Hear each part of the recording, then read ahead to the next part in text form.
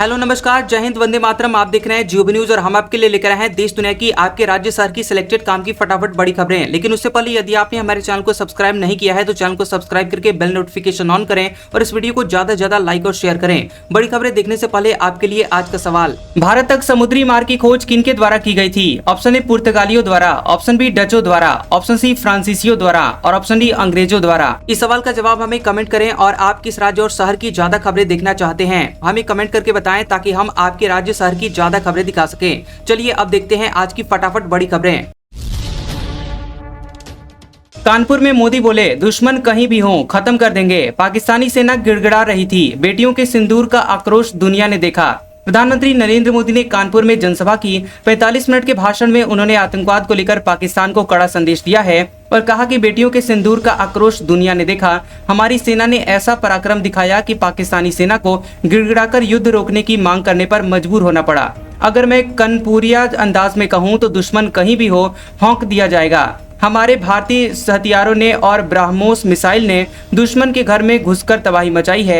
आतंकवादियों के ठिकानों को सैकड़ों मील अंदर जाकर तबाह किए हैं। इससे पहले पीएम मोदी ने कानपुर एयरपोर्ट पर शुभम द्विवेदी के परिवार से मुलाकात की। पीएम मोदी ने शुभम द्विवेदी की पत्नी ऐशन्या, मां सीमा और पिता संजय द्विवेदी से मुलाकात की। शुभम के चाचा मनोज द्विवेदी ने बताया कि पीएम परिवार से मिलकर भावुक हो गए। सुप्रीम कोर्ट का आदेश, नीट पीजी एग्जाम एक शिफ्ट में हो। कहा समय चाहिए तो आवेदन कर सकते हैं। 15 जून को होनी है परीक्षा। नीट पीजी परीक्षा एक ही शिफ्ट में आयोजित की जाएगी। सुप्रीम कोर्ट ने ये आदेश दिया है। छात्रों ने 2 शिफ्ट में परीक्षा के खिलाफ याचिका दाखिल की थी। उनका कहना था कि 2 शिफ्ट में एग्जाम से क्वेश्चन पेपर के डिफिकल्टी लेवल में फर्क होता है, जो कि फेयर इवेल्युएशन नहीं है। परीक्षा में हासिल किए गए नंबर्स में भी फर्क आ जाता है। नीट पीजी एग्जाम 15 जून को होना है, जिसके लिए एडमिट कार्ड 2 जून को जारी होंगे। ऐसे में सुप्रीम कोर्ट की बेंच ने मामले की जल्दी सुनवाई की है। बेंच ने कहा कि ये तर्क माना नहीं जा सकता कि एग्जाम कराने के लिए NBE यानी नेशनल बोर्ड ऑफ एग्जामिनेशन को पर्याप्त सेंटर नहीं मिले।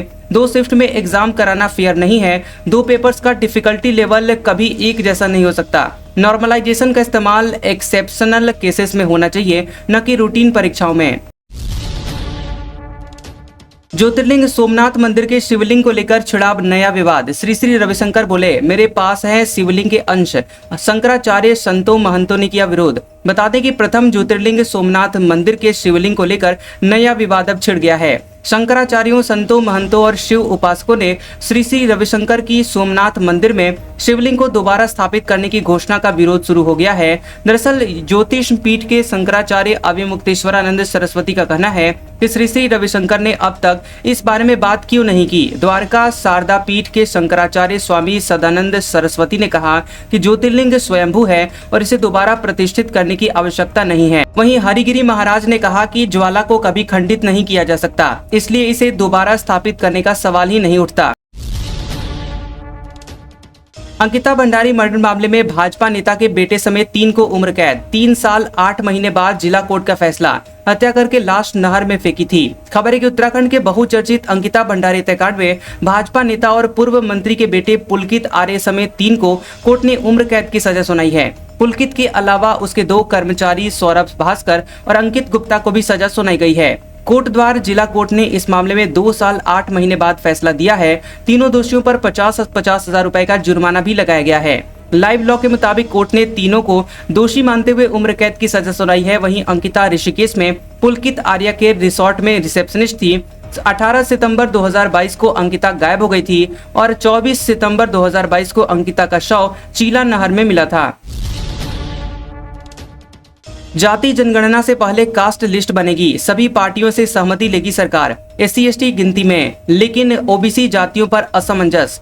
जाति जनगणना से पहले केंद्र सरकार जातियों की सूची बताएगी ताकि सुनियोजित डेटा इकट्ठा हो। जातियों पर राजनीतिक सहमति के लिए इसे सर्वदलीय बैठक में भी रखा जाएगा। वहीं राजनीतिक पार्टियों के सुझावों, आपत्तियों के आधार पर सूची फाइनल होगी। गृह मंत्रालय और सामाजिक न्याय एवं अधिकारिता मंत्रालय की हाल ही में हुई बैठक में ये तय हुआ है। जातीय जनगणना के लिए सामाजिक न्याय मंत्रालय समन्वयक रहेगा। जातियों की मान्य सूची जरूरी है क्योंकि अनुसूचित जाति और जनजाति तो गिनती में है, लेकिन अन्य पिछड़े वर्ग की जातियों पर असमंजस है। देश में जनगणना की प्रक्रिया 2026 में शुरू होने की संभावना है।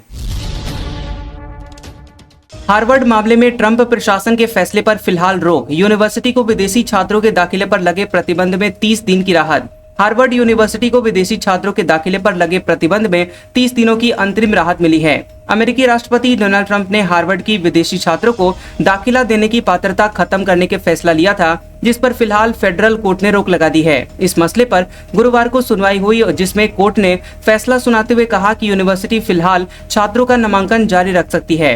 हार्वर्ड ने कहा था कि अगर उसे विदेशी छात्रों को दाखिला देने की अनुमति नहीं दी जाती तो इससे यूनिवर्सिटी के करीब 25% छात्रों पर असर पड़ेगा।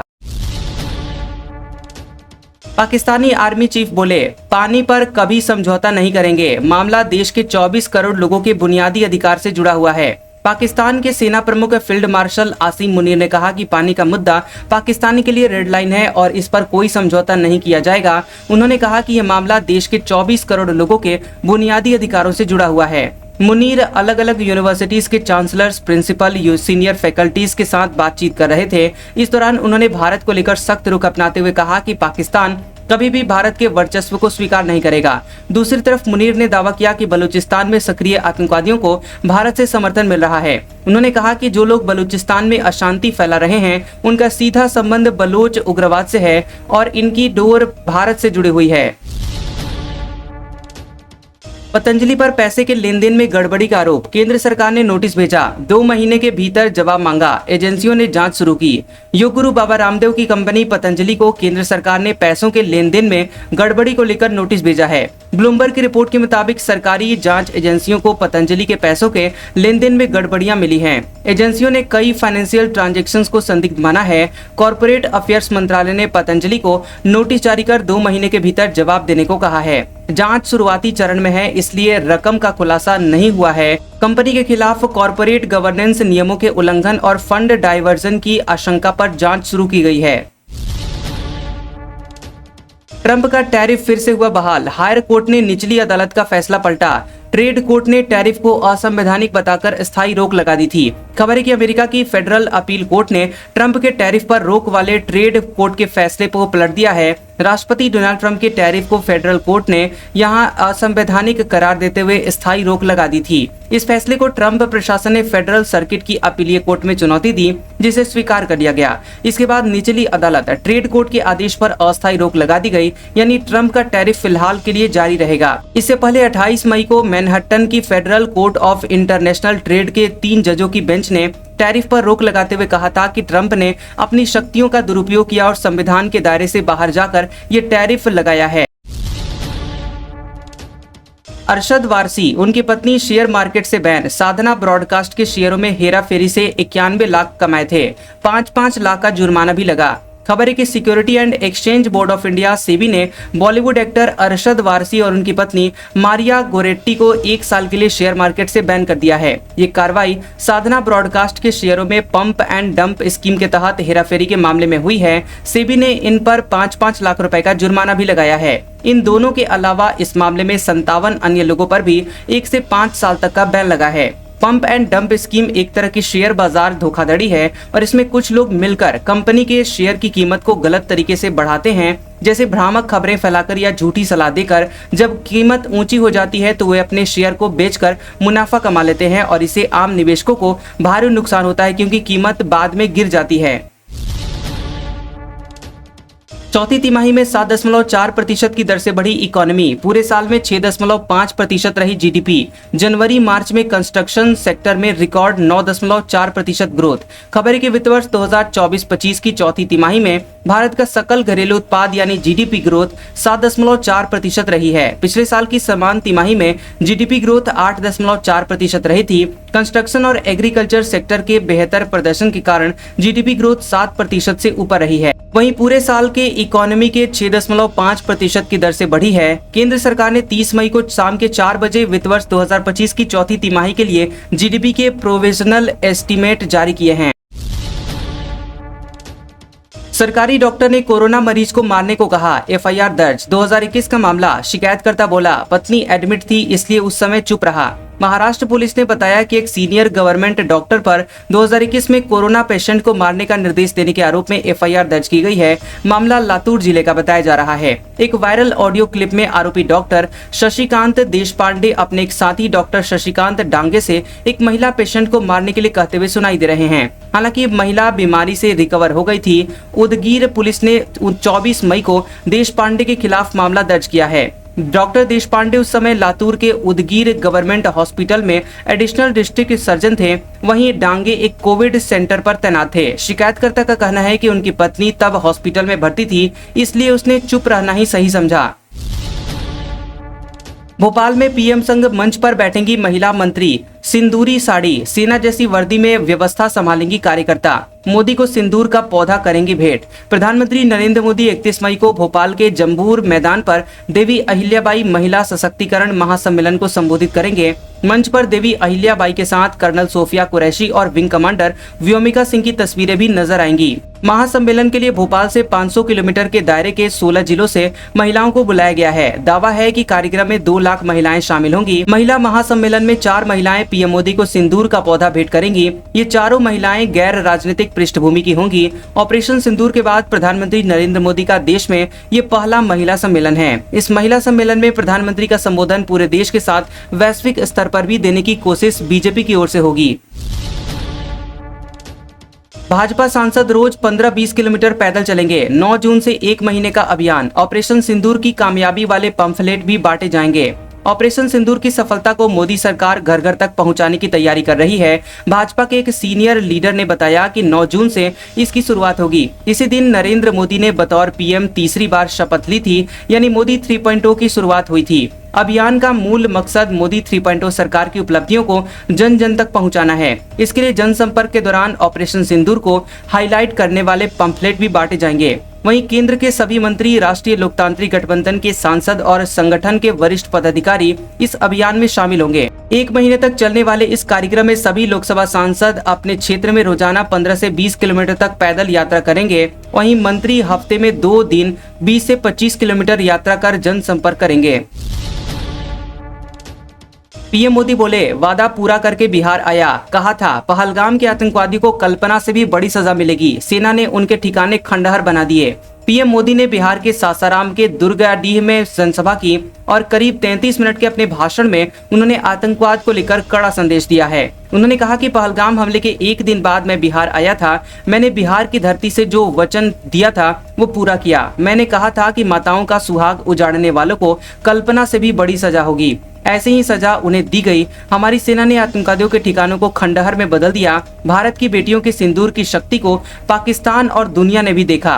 दुश्मन जान ले कि ऑपरेशन सिंदूर हमारे तरकस का सिर्फ एक तीर है। आतंक के खिलाफ भारत की लड़ाई न रुकी है न थमी है। आतंक का फन फिर उठेगा तो बिल से खींचकर कुचलेंगे, चाहे सीमा पार हो या फिर सीमा के अंदर हो। हरियाणा सीएम का दफ्तर उड़ाने की धमकी। फिदायनी हमले की मेल आई। सचिवालय भी खाली करवाया गया। सिक्योरिटी बढ़ाई गई। सर्च ऑपरेशन जारी। हरियाणा में मुख्यमंत्री आवास और सचिवालय को बम से उड़ाने की धमकी मिली है। चंडीगढ़ स्थित मुख्यमंत्री आवास, संत कबीर कुटीर और सचिवालय में फिदायन हमले की धमकी मिली है। सूत्रों के मुताबिक सीआईडी के सीनियर अधिकारियों को मेल भेजकर कहा गया कि दोनों जगह फिदायनी हमले होने हैं और सूचना मिलते ही चंडीगढ़ पुलिस की टीमें एक्टिव हो गई हैं। वहीं सीएम आवास और सचिवालय की सुरक्षा भी बढ़ा दी गई है। सचिवालय में अनाउंसमेंट कराकर बिल्डिंग खाली करवाई गई। अधिकारियों ने कहा कि कोई भी कर्मचारी किसी भी फ्लोर पर न रहे। बिल्डिंग और आसपास के इलाके में बम और डॉग स्क्वाड बुलाकर सर्च ऑपरेशन चलाया जा रहा है। जिस समय यह धमकी आई उस समय मुख्यमंत्री नायब सिंह सैनी घर पर नहीं थे। एनडीए से लड़कियों का पहला बैच पास। 148वीं पासिंग आउट परेड में 17 लड़कियां। हरसिमरन के पिता हवलदार। इशिता परिवार की पहली मिलिट्री पर्सन। खबर है कि 30 मई को एनडीए से महिला कैडेट्स का पहला बैच पास हुआ। इतिहास में यह पहली बार है जब 17 महिला कैडेट्स 300 से ज्यादा पुरुषों के साथ एनडीए से ग्रेजुएट हुई हैं। ये सभी इंडियन आर्मी, नेवी और एयरफोर्स ज्वाइन करेंगी। साल 2021 में सुप्रीम कोर्ट ने महिलाओं को एनडीए में शामिल होने के लिए अनुमति दी थी। दरअसल बीते 75 सालों से महिलाओं को टेरिटोरियल आर्मी में ऑफिसर पदों पर भर्ती का प्रावधान नहीं था। इसके लिए कुश कालरा ने दिल्ली हाईकोर्ट में याचिका दायर की थी। ओडिशा में इंजीनियर के घर से 2 करोड़ कैश बरामद। विजिलेंस टीम को देखकर खिड़की से नोटों के बंडल फेंके। 7 ठिकानों पर रेड जारी। ओडिशा में विजिलेंस डिपार्टमेंट ने एक चीफ इंजीनियर के 7 ठिकानों पर रेड की। इस दौरान उसके 2 घरों से 2 करोड़ से ज्यादा कैश बरामद हुआ है। लाखों रुपए के सोने के गहने और महंगे कपड़े भी मिले हैं। विजिलेंस टीम को देखते ही चीफ इंजीनियर भुवनेश्वर स्थित अपने फ्लैट की खिड़की से 500 रुपए के नोटों के बंडल फेंकने लगा था। अधिकारियों ने नोटों की गड्डी बरामद कर लिया और कैश गिनने के लिए मशीनों का सहारा लेना पड़ रहा है। वहीं नोटों की गिनती अभी भी जारी है। इंजीनियर की पहचान ओडिशा सरकार के कर्मचारी बैकुंठ नाथ सारंगी के रूप में हुई है। वह राज्य के ग्रामीण विकास विभाग में काम करता है, जिसके पास आय से अधिक संपत्ति होने का शक है। अधिकारियों ने बताया कि इंजीनियर के आवास और ऑफिस में तलाशी जारी है।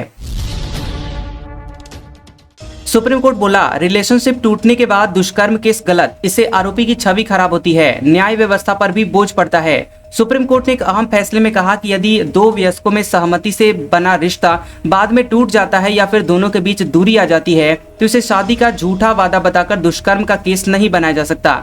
जस्टिस बीवी नागरत्ना और जस्टिस सतीश चंद्र शर्मा की बेंच ने यह टिप्पणी की है। बेंच ने कहा कि ऐसे मामलों से न केवल न्याय व्यवस्था पर अनावश्यक बोझ पड़ता है, बल्कि आरोपी व्यक्ति की सामाजिक छवि को भी गंभीर नुकसान होता है। सुप्रीम कोर्ट ने दोहराया कि सिर्फ शादी का वादा तोड़ने से झूठा वादा नहीं माना जा सकता, जब तक कि आरोपी की तरफ से रिश्ते की शुरुआत से ही धोखाधड़ी का इरादा न हो। कांग्रेस नेता सलमान खुर्शीद बोले, आर्टिकल 370 हटने से खुशहाली आई। थरूर बोले, कोलंबिया सरकार का पाकिस्तान को समर्थन देना निराशाजनक। कांग्रेस नेता और पूर्व विदेश मंत्री सलमान खुर्शीद ने इंडोनेशिया की राजधानी जकार्ता में जम्मू कश्मीर से आर्टिकल 370 हटाने के फैसले की सराहना की है। उन्होंने कहा कि कश्मीर में आर्टिकल 370 एक बड़ी समस्या थी। इससे ये धारणा बन गई थी कि कश्मीर देश के बाकी हिस्से से अलग है। ये सरकार की सोच भी झलकाता था। खुर्शीद ने कहा कि 2019 में आर्टिकल 370 हटने के बाद ये धारणा खत्म हो गई। इसके बाद चुनाव हुए और 65% लोगों ने मतदान किया। अब कश्मीर में एक चुनी हुई सरकार है। ये बहुत दुर्भाग्यपूर्ण है कि कुछ लोग कश्मीर में आर्टिकल 370 फिर से बहाल करवाना चाहते हैं। वे कश्मीर में आई खुशहाली नहीं देखना चाहते। कमल हासन बोले, गलत नहीं हूं तो माफी नहीं मांगूंगा। कर्नाटक में एक्टर की फिल्म ठग लाइफ बैन, कहा था कन्नड़ भाषा तमिल से निकली है। एक्टर और नेता कमल हासन ने कन्नड़ भाषा पर अपनी टिप्पणी को लेकर जारी विवाद के बीच माफी मांगने से इनकार कर दिया है। उन्होंने चेन्नई में अपनी फिल्म ठग लाइफ के प्रमोशन के दौरान कहा कि अगर मैं गलत नहीं हूं तो माफी नहीं मांगूंगा। हासन ने कहा कि भारत एक लोकतांत्रिक देश है, मैं कानून और न्याय में विश्वास करता हूं। कर्नाटक, आंध्र प्रदेश और केरल के लिए मेरा प्यार सच्चा है। जीत हमेशा प्यार की होती है। मुझे पहले भी धमकियां दी गई, लेकिन अगर मैं गलत हूं तो मैं माफी मांगूंगा, अगर गलत नहीं हूं तो मैं माफी नहीं मांगूंगा।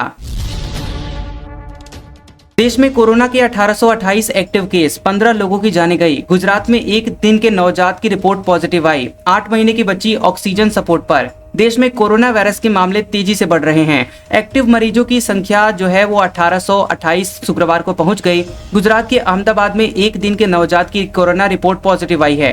बच्चे को आईसीयू में रखा गया है। वहीं पिछले सप्ताह बच्चे की मां भी कोरोना पॉजिटिव पाई गई थी, हालांकि अब उनकी रिपोर्ट निगेटिव है। इसके अलावा एक 8 महीने की बच्ची गुरुवार से ऑक्सीजन सपोर्ट पर है। वहीं देश में कोरोना से जान गंवाने वाले लोगों का आंकड़ा 15 हो गया है और इनमें सबसे ज्यादा 6 लोगों की जानें महाराष्ट्र में गई हैं। राज्य सरकार कोरोना वायरस के लिए इन्फ्लुएंजा और सांस से जुड़ी हुई बीमारियों पर सर्वे करा रही है।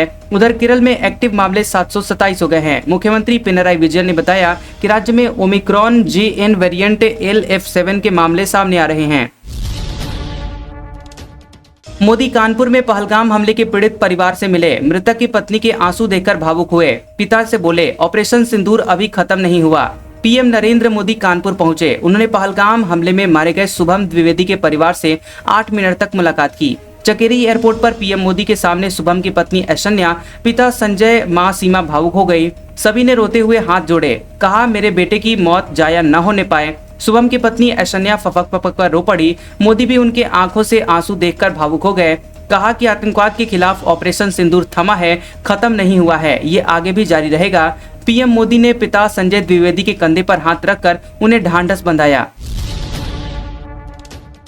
छत्तीसगढ़ में काम करने वाले मजदूरों का वेरिफिकेशन अनिवार्य। जिन जिलों में ठेका श्रमिक ज्यादा वहां लागू। अवैध अप्रवासियों के बढ़ते हुए मामलों के बाद लिया गया फैसला। छत्तीसगढ़ में बढ़ते हुए अवैध अप्रवासी मामले के बाद अब लेबर्स वेरिफिकेशन अनिवार्य कर दिया गया है। वहीं अब ये नया नियम दुर्ग भिलाई से शुरू हुआ रहा है और निर्माण से लेकर कारखानों तक जो भी ठेकेदार अपनी ओर से ठेका श्रमिक उपलब्ध करवा रहे हैं उन्हें अपने श्रमिकों का वेरिफिकेशन कराना होगा। दुर्ग एसपी विजय अग्रवाल ने ये साफ कर दिया है कि लेबर क्राइसिस में जो ठेकेदार बाहर के लेबर को काम पर लगा रहे हैं उनके लिए ये अनिवार्य होगा। जिन जिलों में ठेका श्रमिक ज्यादा हैं वहां पर अभी इसे लागू किया जा रहा है, बाद में पूरे प्रदेश में ये लागू होगा। आज का सुविचार।